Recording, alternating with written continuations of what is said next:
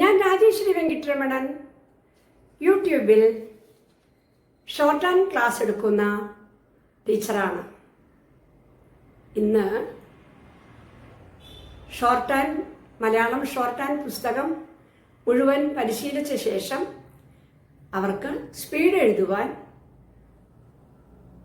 പരിശീലിപ്പിക്കുകയാണ് ഇന്ന് ചെയ്യുന്നത്. 30 വാക്ക് സ്പീഡ് ഞാനിപ്പോൾ വായിക്കുന്നതാണ്. എൻ്റെ ഒരു സ്റ്റുഡൻറ്റ് ഇപ്പോൾ അത് ഷോർട്ട് ഹാൻഡിൽ എഴുതുന്നതാണ്. നിങ്ങളും അതേപോലെ ഇത് കേട്ട് എഴുതണം, തിരിച്ച് മലയാളത്തിലേക്ക് തർജ്ജമ ചെയ്യണം. എൻ്റെ പേര് ശരണ്യ, ഞാൻ തൃശ്ശൂരിൽ നിന്നാണ്. ആർദ്രത, സ്നേഹം, സേവനം എന്നിവയുടെ ആൾരൂപമായിരുന്നു വിശുദ്ധ മദർ തെരേസ. കൊൽക്കത്തയിൽ ഹൈസ്കൂൾ അധ്യാപികയായി ഇന്ത്യയിൽ സേവനം ആരംഭിച്ച ആ സന്യാസിനി തെരുവ് ഓരങ്ങളിൽ നിരാലംബരായി കഴിയുന്ന കുഷ്ഠരോഗികളെയും അംഗപരിമിതികളെയും കണ്ട് മനസ്സറിഞ്ഞ് അധ്യാപന വൃത്തി ഉപേക്ഷിച്ചു. കോൺവെന്റിൽ മതിൽക്കെട്ടിന് പുറത്തേക്ക് വന്ന് തെരുവിലെ രോഗികളുടെയും നിസ്സഹായരുടെയും സംരക്ഷണത്തിനും ശുശ്രൂഷയ്ക്കുമായി സ്വയം സമർപ്പിച്ചു. 1950 മിഷണറീസ് ഓഫ് ചാരിറ്റീസ് എന്ന സംഘടന സ്ഥാപിച്ചു. പ്രവർത്തനം ശക്തമാക്കി.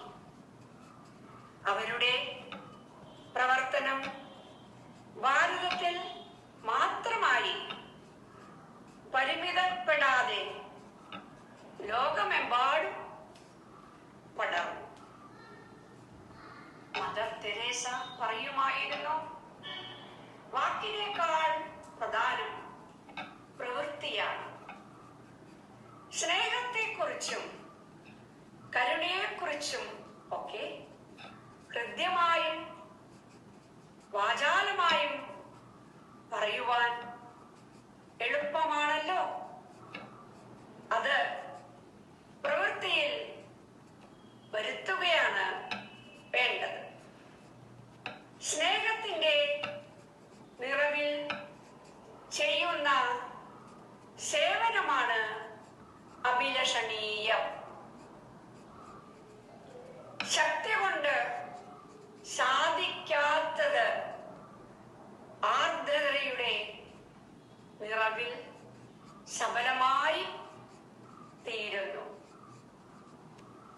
ആക്രമവും ക്രൂരതയും അരങ്ങുവാഴുന്ന ഇന്നത്തെ സമൂഹത്തിൽ ആർദ്രതയ്ക്കും അതിൽ നിന്ന് ഉളവാകുന്ന സ്നേഹ പ്രവൃത്തികൾക്കും ഏറെ പ്രസക്തിയുണ്ട്.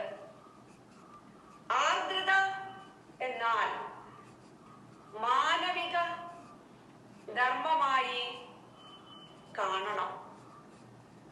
സമൂഹത്തിൽ അത്ഭുതകരമായ വ്യതിയാനങ്ങൾ വരുത്തുവാൻ കഴിവുള്ള ശ്രേഷ്ഠ വികാരമാണ് ആർദ്രത.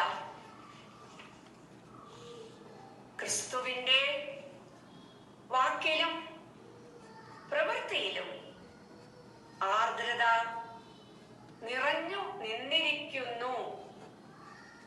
അവിടുത്തെ ലാവണ്യ വാക്കുകൾ ഹൃദയത്തിന് കുളിർമയും ആശ്വാസവും പകരുന്നതായിരുന്നു. അവിടുന്ന് പ്രഖ്യാപിച്ചു, കരുണയുള്ളവർ ഭാഗ്യവാന്മാർ, അവരുടെ മേൽ കരുണ ഉണ്ടാകണം, കരുണ ഉണ്ടാകും. പൗലോസ് ഉദ്ബോധിപ്പിക്കുന്നു, സ്നേഹത്തിൻ്റെയും ആർദ്രതയുടെയും ശുശ്രൂഷയുടെയും മനസ്സ് ക്രിസ്തു തന്നെ പ്രഖ്യാപിച്ചു. Merry Christmas.